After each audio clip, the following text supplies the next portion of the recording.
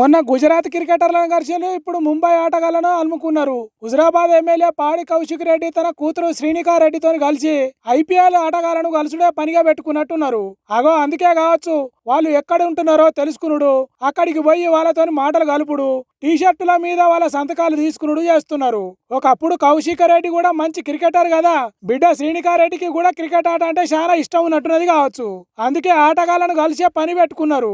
కౌశిక్ రెడ్డితో కలిసి క్రికెట్ ఆడిన సిరాజ్ తన దోస్తే కాబట్టి అట్లా అప్పుడు గుజరాత్ ఆటగాళ్లను కలిసిండ్రు. తన కూతురు వాళ్ళకు పరిచయం చేసి కొద్దిసేపు మాట్లాడిండు. తర్వాత Mohammed Siraj Gujarat IPL team captain Shubman Gill తోని ఫోటోలు దిగిండ్రు.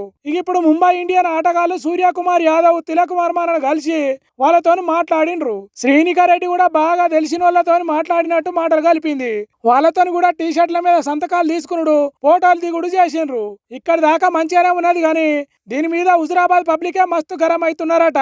ఎన్నికలప్పుడు దండం పెట్టి చెప్తున్నా, మా డాడీని గెలిపియండ్రి, మా డాడీని గెలిపిస్తే 1000 కోట్లు హుజరాబాద్ కు వచ్చేటట్టు నేను చేస్తా, మా డాడీ ఎమ్మటి పడి నేను తెప్పిస్తా, మా డాడీకి హుజరాబాద్ ను హైదరాబాద్ తిరిగా చేయాలనే తన్లాటు ఉన్నది, అది కావాలంటే మా డాడీని గెలిపియండ్రి అని అన్నది. అగో ఆ మాటలు యాది చేసుకుంటా ఇదేనా శ్రీనికా రెడ్డి నువ్వు 1000 కోట్లు తెచ్చే ప్రయత్నం? ఇదేనా హుజరాబాద్ ను హైదరాబాద్ తిరిగా చేసే పని? క్రికెటర్లను కలిసి వాళ్ళతో ఫోటోలు దిగితే హుజరాబాద్ డెవలప్ అవుతుందా అని సోషల్ మీడియాలో కామెంట్లు పెడుతున్నారట. మరి ఇప్పటికైనా ఈ క్రికెటర్లను కలిసి ఆపుతారో లేకుంటే ఎవరు ఏమనుకుంటే మాకేంది అన్నట్టు చేస్తారో చూడాలి.